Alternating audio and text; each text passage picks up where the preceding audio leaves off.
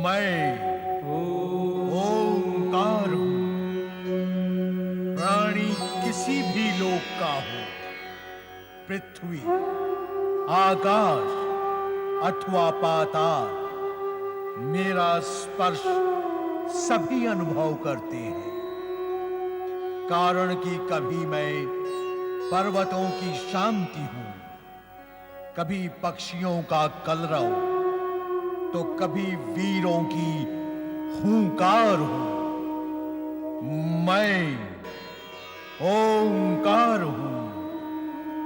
प्राणी अनेक देव देवियों की पूजा, उपासना, तप, जप व साधना करके सिद्धि, सफलता और सुविधाएं प्राप्त करने के प्रयत्न में दिन रात लगा ही रहता है, किंतु सभी को इच्छित फल की प्राप्ति कहां होती है। अनेक साधक तो निराशा के भंवर में खो ही जाते हैं। पर भस्म प्रिय भोले भंडारी के विषय में ऐसा नहीं है। इन भस्मशाई शंकर की शरण में जो भी आता है, वो कभी निराश नहीं लौटता।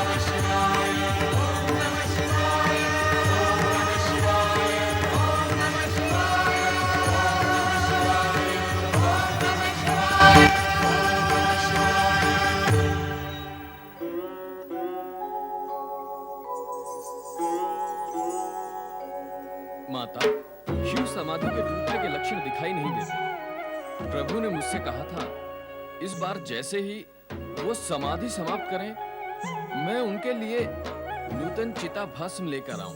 पर लाऊं कैसे? समाधि भंग हो तब लाऊं। समाधि भंग होने पर कहां से लाओगे चिता भस्म? शमशान से लाऊंगा माता। समाधि भंग होने पर यदि तुम भस्म लेने गए तो समय अधिक लगेगा। विलंब होने से भोलेनाथ अप्रसन्न भी हो सकते हैं। तो फिर मैं क्या करूं माता? तुरंत जाकर चिता भस्म ले आओ। भोलेनाथ की आज्ञा का पालन होना ही चाहिए। तुम्हें तो ध्यान ही होगा कि आज वही तिथि है जब महाकालेश्वर ज्योतिर्लिंग की स्थापना हुई थी और भोलेनाथ ने पहली बार शरीर पर चिता भस्म लगाई थी। अब तुम शीघ्र जाओ, विलंब ना करो। जैसी आपकी आज्ञा।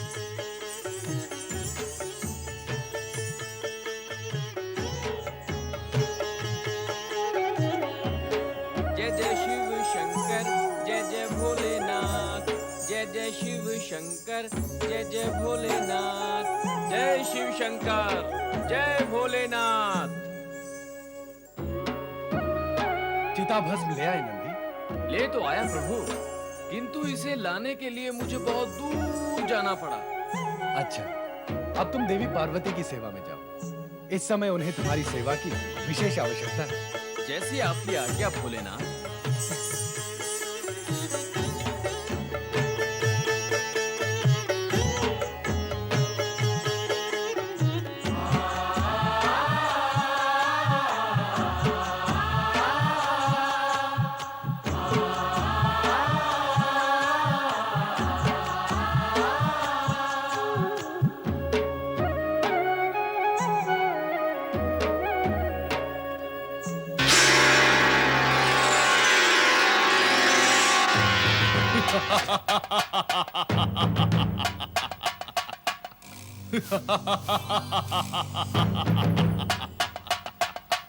इस सेवक के लिए क्या आज्ञा है स्वामी परमेश्वर?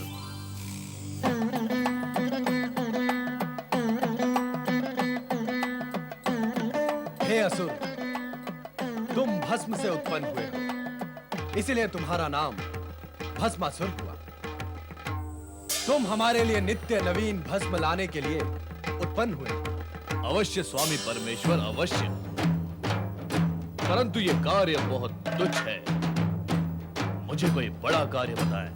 पहले तुम ये तुच्छ कार्य सफलतापूर्वक करो, फिर हम तुम्हें उच्च और बड़ा कार्य भी बताएंगे। जैसी आपकी आज्ञा होगी मैं वैसा ही करूंगा। हे परमेश्वर, आपने मेरा नाम भस्मासुर रखा है, मुझे असुर कहकर भी पुकारा है, तो क्या मैं असुर हूं? जब हमारे मुख से तुम्हारे लिए असुर शब्द निकला है, तो यह निश्चित है कि तुम असुर ही हो। यदि तुम देव, दानव, मानव अथवा शिवगण होते तो हम तुम्हें उसी नाम से पुकारते। अतः तुम स्वयं को असुर ही समझो। अब जाओ, हमारे लिए भस्म लेकर आओ। जो आज्ञा महादेव।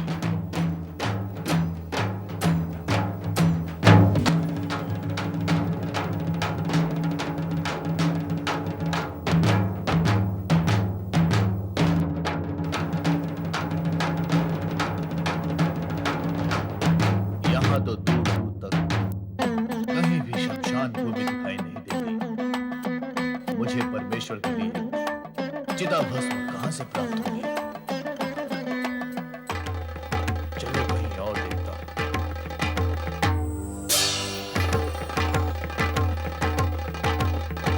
यहाँ भी कोई शमशान दिखाई नहीं देता। क्या करूं?